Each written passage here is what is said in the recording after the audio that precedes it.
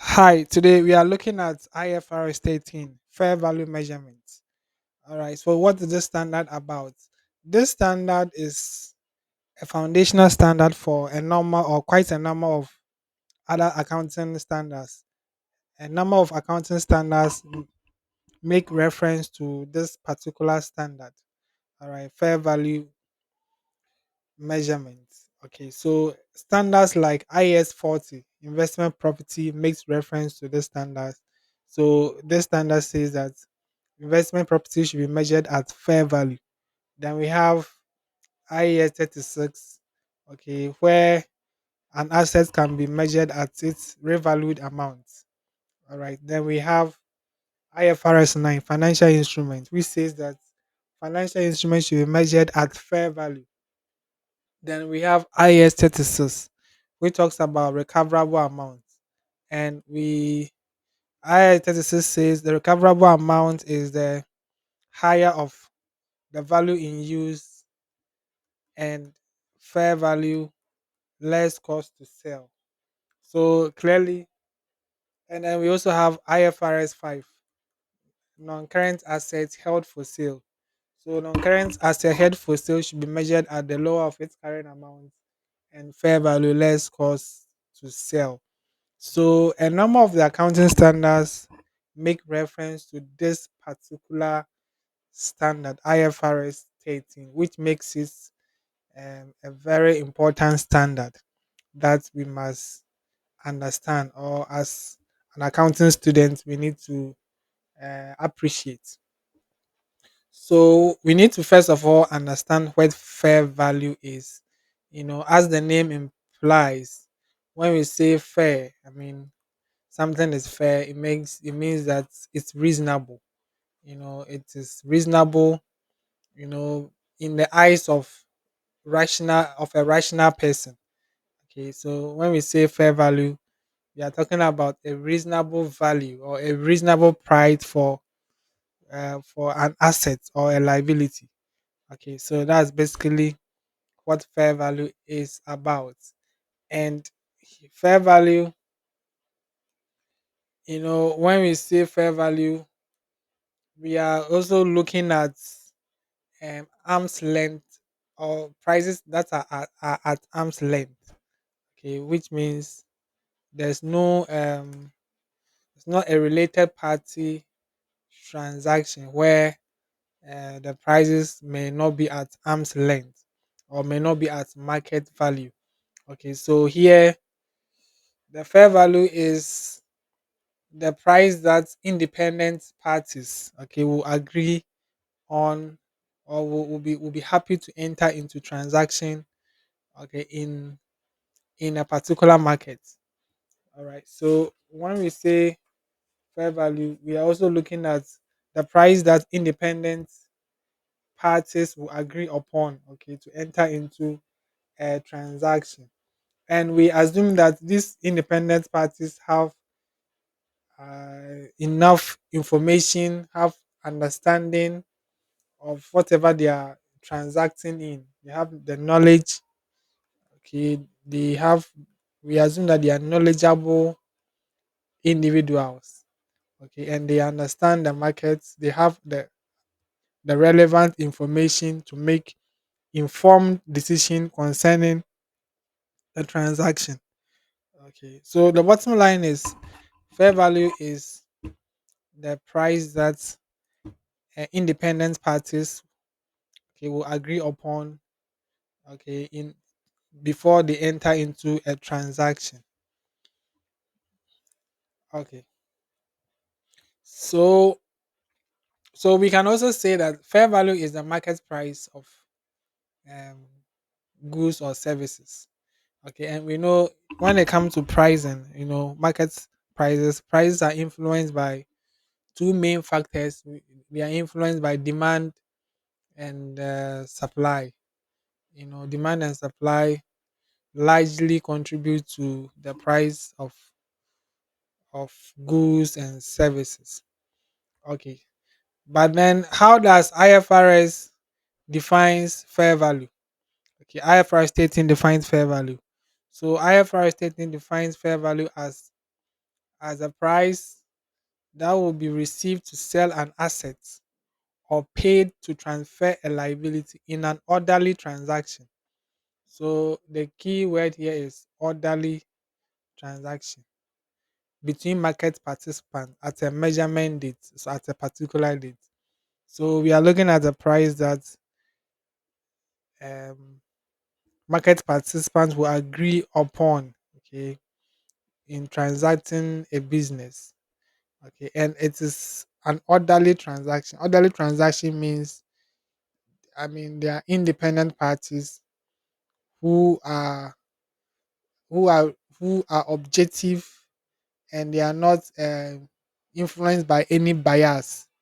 Okay, that's what we mean by orderly transaction. In um, two independent, objective individuals. All right, or parties. So to put it in another way, fair value is the price that will be agreed upon by well-informed independent parties, okay, in a normal market setting. Okay, in a normal market setting for either selling an asset or transferring a liability, all as of a specific date. Okay, and we have to know that fair value is an exit price, okay, and not an entry price. So an exit price refers to price to dispose or to sell an asset. Entry price has to do with the cost to incur, to purchase or acquire an asset or liability. So we should know that fair value is an exit price. Okay, the price that we charge to sell an asset, not the price that we pay to purchase an asset. So it is an exit price. So we need to note that very, very well. Okay, let's continue. So let's continue. So let's look at how to determine fair value. Okay, so when we are determining the fair value of an asset, we as we need to relate the price. Prices are quoted in markets. Okay, prices are not quoted out of space, or out of the blue. They are quoted in a market. So when it comes to fair value, the market in which the asset or liability is sold or transacted is very important, because it's the market that will determine the price that we are going to quote. Okay, so in determining the fair value of an asset or liability, we we look at the transaction price in the principal market of the asset. Okay, principal market. Okay, or in the absence of the principal market, we look at the most advantageous market.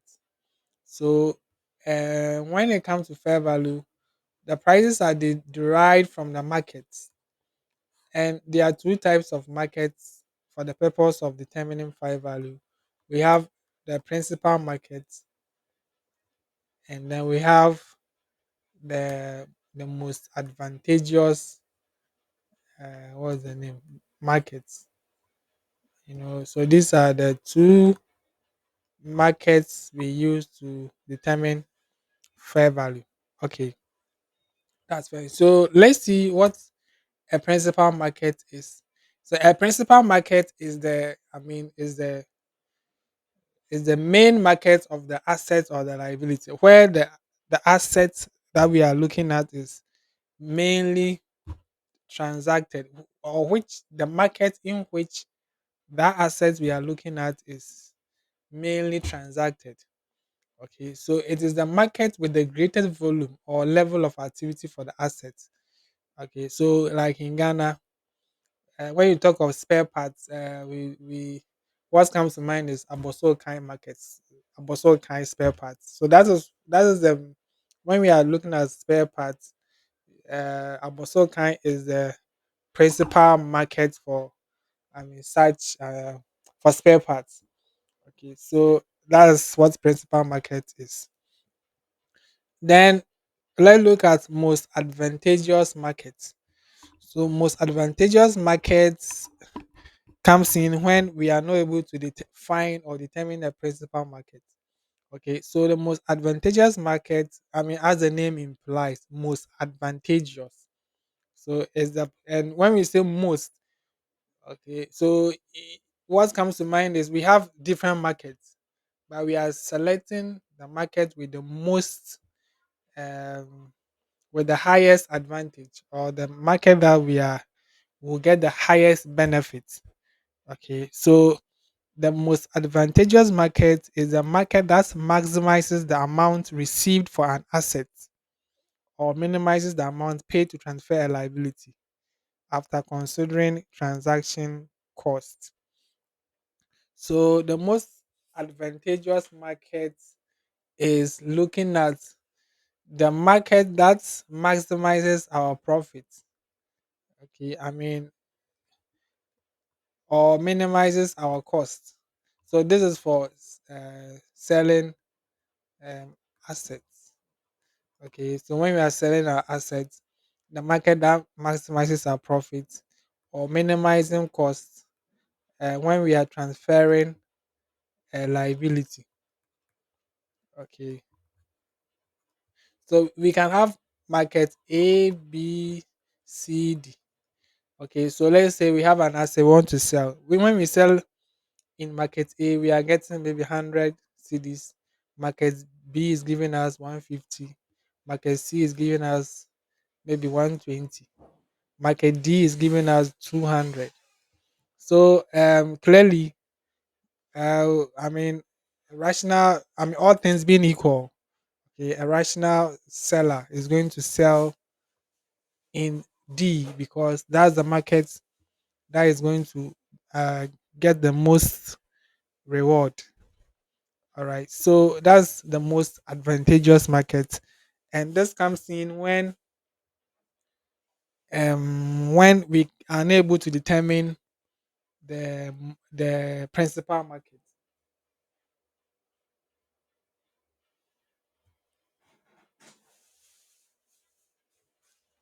But the principal market is always the primary market of the is always the primary market for determining the fair value of an asset or a liability. So even if we have a market, so let's say we have market A, B, C, D, 200. Okay, market D is giving us 200, and this asset has a principal market where we are getting 150. Okay, we can't say that because this D is giving us the highest benefits. Okay, the fair value should be this. Okay, since the asset has a principal market, okay, so we are going to use the fair value of the asset in that market. Okay, we are going to use the fair value of the asset in that asset. So the most that's the principal market. So the principal market is um cannot be cannot be passed by, okay, or cannot be ignored. If it exists, we have no choice than to pick the principal market. Okay, so in determining the most advantageous market, we also need to ensure whether we have access to the market. So if you are able to determine the most advantageous market, market D. Okay, this market D can give us 100. The next question is, can we have access to this? Can we sell in this market? Okay, can we access it? Maybe looking at the location of the market, the transport costs involved, and all that. Are we able to access the market? So if we cannot access the market, then we cannot also consider this as the most advantageous market, because even even if we do, we cannot access the market. So always that market must be accessible. Okay, that's one thing we must bear in mind.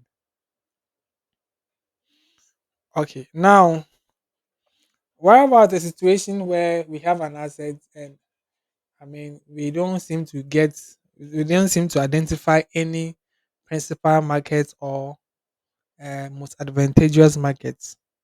Okay, so in that case, what do we do? So, um, so where there's lack of observable market. Okay, so the entity needs to determine the fair value based on reasonable assumptions. So we have to use assumptions to determine the fair value when there's no observable market. Okay, so how we need to be guided by certain principles when making such assumptions. For us for an asset, okay, we have to use the highest and best use, okay, of the asset. Highest and best use. We will look at that. Then for a liability, you have to look at the amount a market participant will charge to assume it. Okay, so we'll look at this later on. So let's do a simple exercise to determine um, most advantageous markets.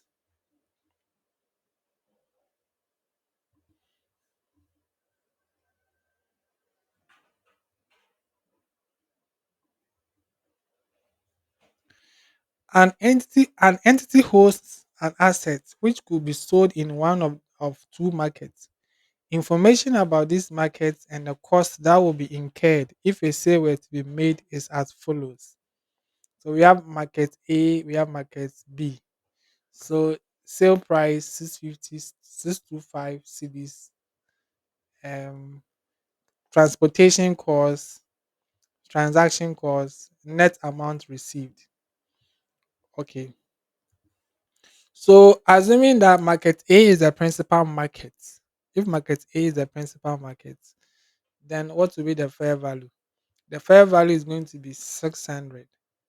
Okay. So the fair value is a selling price minus transport costs, but it does not include transaction costs. Okay, it does not include transaction costs. So the fair value is going to be 600. Now, if assuming that there's no principal market, it means we have to use the most advantageous markets. So market A, market B.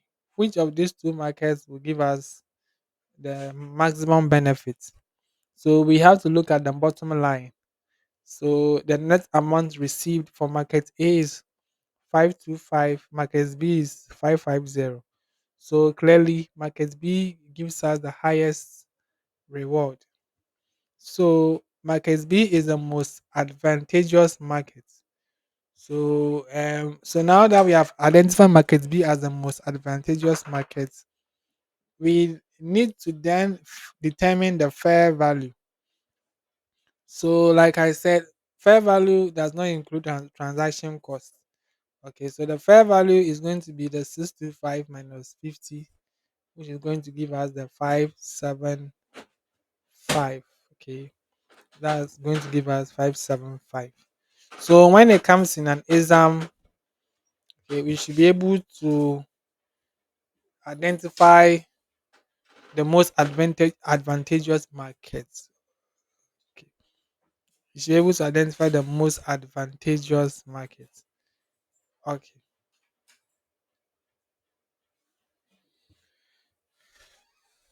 so let's look at um, ways of determining fair value. Okay, the valuation techniques to determine fair value. So we have the market approach. Okay, we have three approaches: market approach, income approach, cost approach.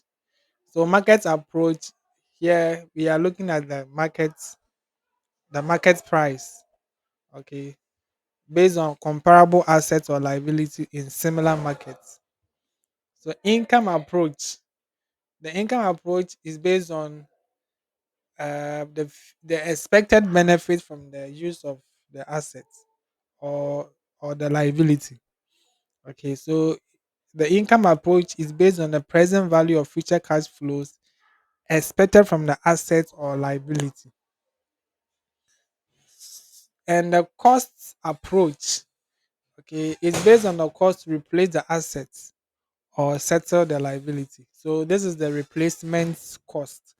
Okay, the cost to replace the assets or to the cost to replace the assets.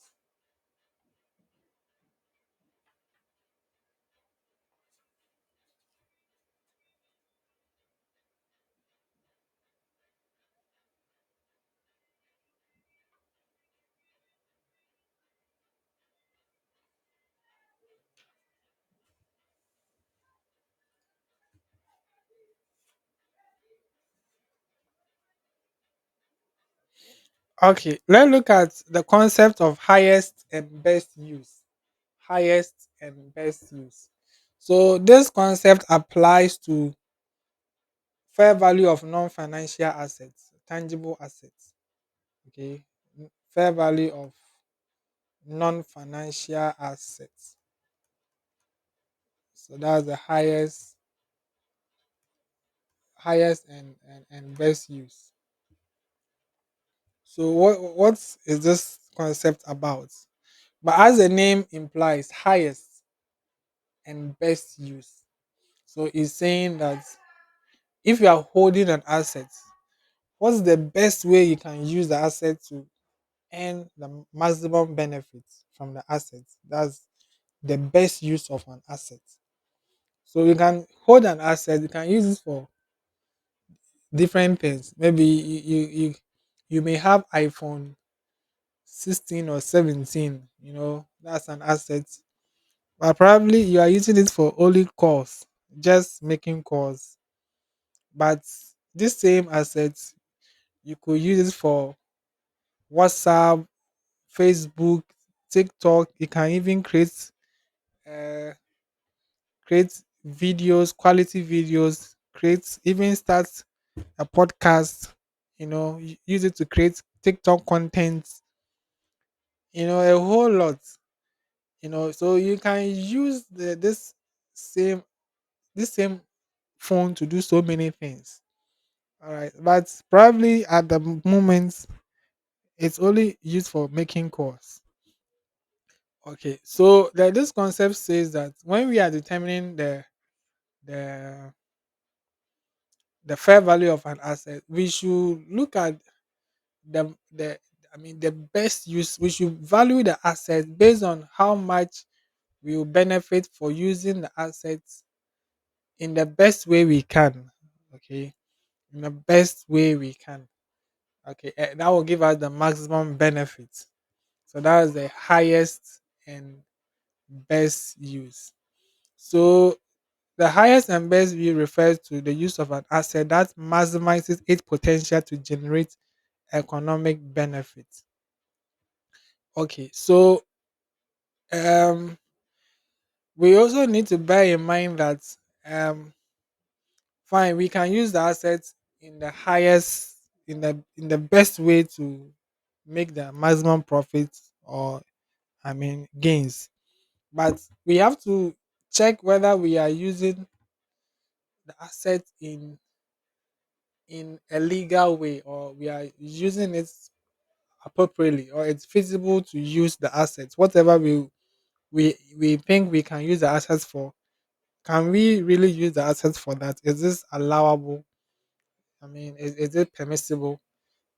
So there are three criteria we have to look at when we are trying to determine the highest and best use of an asset. So one is physically possible. Is it physically possible to use the assets in the way that we are thinking that okay, if we use this asset, is it going to help? Is it going to be physically possible? Maybe you have aboso kind macho. Okay, you used to carry.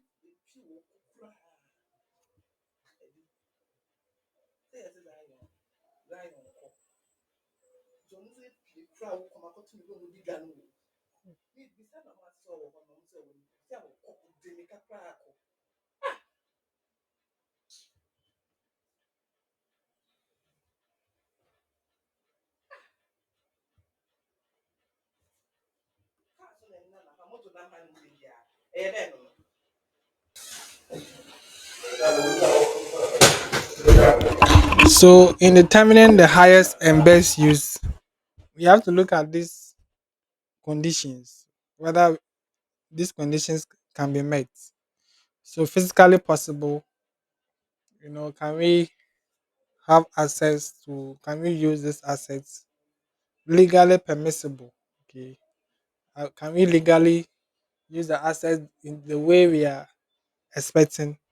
Financially feasible, okay. Is this asset going to generate the cash flow that we are expecting? Okay, whatever cash flow projection we are making, can we be able to? Is it realistic?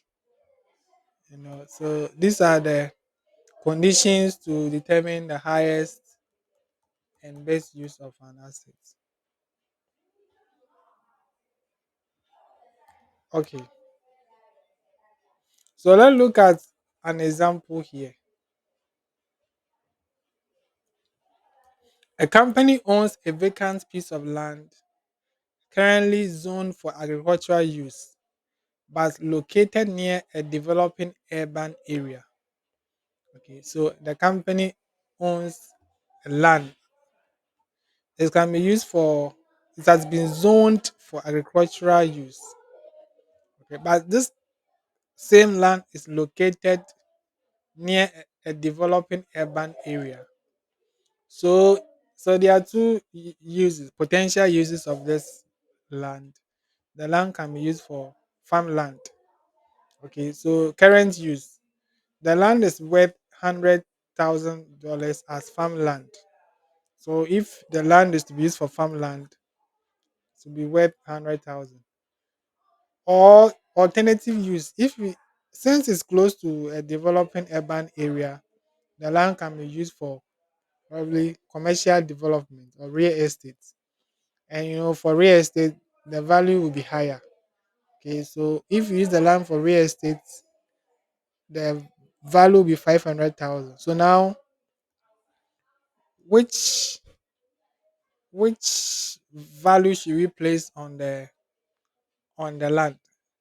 Okay, should we place the value based on the use of the land as farmland or use of the land for commercial development?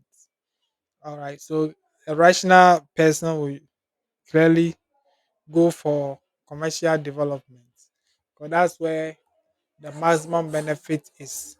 Okay, so it means the highest and best use is to use the land for commercial development. Okay.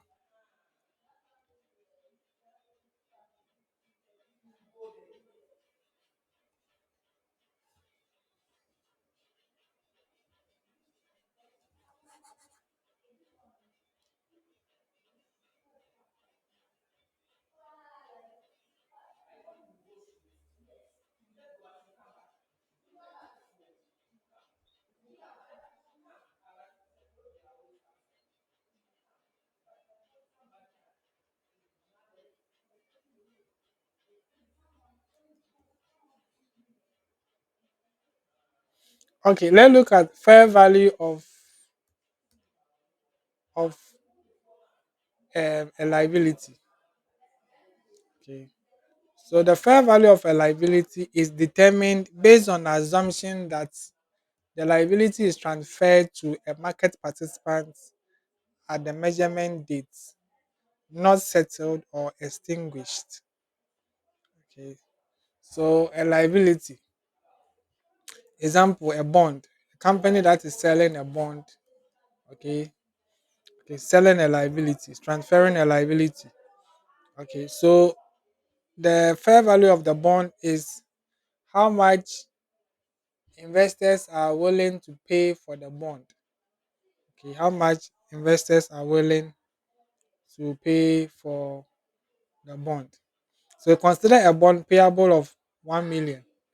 Okay, the liability is not settled on the measurement date. Okay, a market participant would buy the bond. Okay, but the issuer, the company, still has the obligation to pay interest and repay the 1 million principal at maturity. Okay, the fair value measurement will be based on the amount a market participant will pay to take over the liability, okay, and not the immediate settlement. Okay. So let's look at an example. A company has a bond payable of 1 million with 5% annual interest due in 5 years. The bond is currently trading at a market price of 950,000. Okay. So the face value of the bond is 1 million and the market price is 950. Okay. So the fair value of the bond is the market price of 950,000. This is a price investors are ready to purchase the bond. Okay, so the 950,000 is the market price at which the bond is currently trading, which gives a good starting point for estimating the fair value. Okay, but it might slightly differ based on broader market conditions and participants' behavior.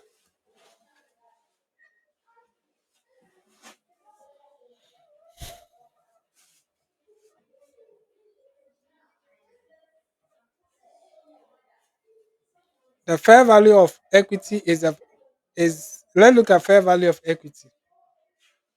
The fair value of equity is the price a market participant will be willing to pay for the equity instrument in its entirety, okay, including the rights and obligation tied to holding those shares. Okay.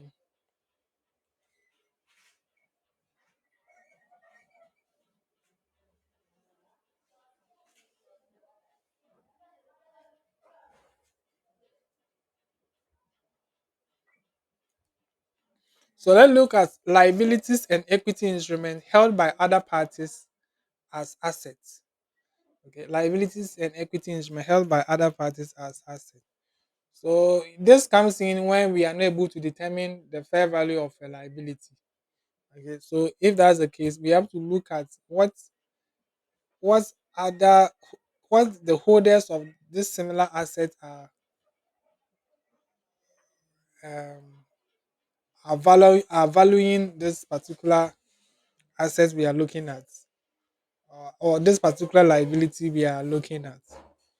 Okay, so let's say that we have a bond, but we don't have there's no observable price for this bond. Okay, but we know an investor who holds a similar bond. Okay, and this investor has placed a value on that bond. Okay, so that's what we are looking at. So the price that that investor has placed on that bond, okay, is what we are trying to look at here. Okay, so when a quoted price for transferring a liability or equity is unavailable, so we don't have any observable price. That is, there's no direct market price showing what someone will pay to take on the liability or equity instruments. In such cases, the fair value of the liability or equity instrument is determined from the perspective of the market participant who holds the corresponding assets. So we will look at what the other holders of this similar assets are valuing that asset. Okay, so let's look at an example. ABC Limited has issued a 5-year bond with a face value of 1 million and an annual coupon rate of 6%. Currently, there's no quoted price available for transferring the liability, the bond payable. However, in the market, the bond is held as an asset by investors, and the current trading price is 960,000.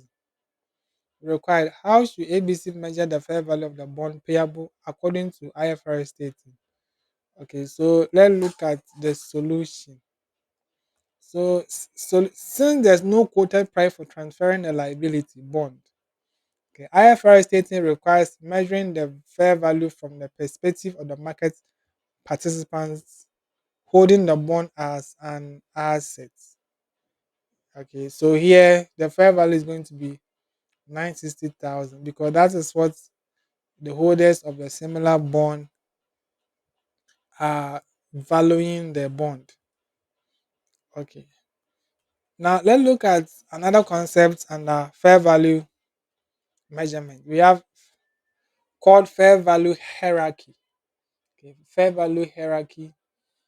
Okay, so when it comes to determining fair value, sometimes, especially when we have to make projection or make estimates of the value, okay, we need to get some data to make those projections. Okay, so this fair value hierarchy talks about the quality of data to be used for the projection. So this hierarchy has graded the various data types that can be used for the fair value or to make our projections. So we have level one inputs. We have three levels. We have level one, okay, level one, level two, level three. Okay, so the higher the level, the lower the reliability of the data. Okay, so the level one is the most reliable data, then followed by level two and level three. So what are level one data? So level one refers to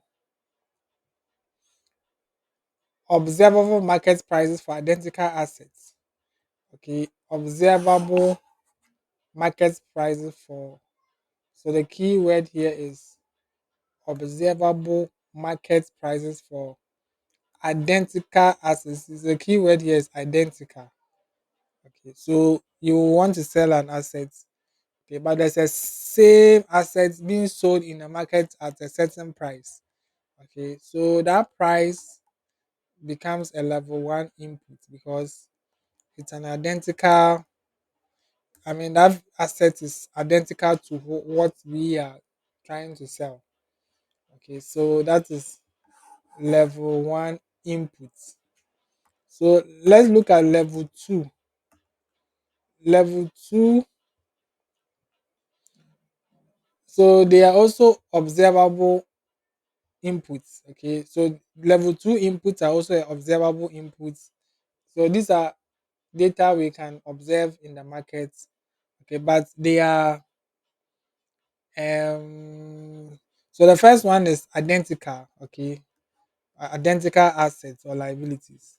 But level two is similar. So there's a difference between identical. So identical level one is identical.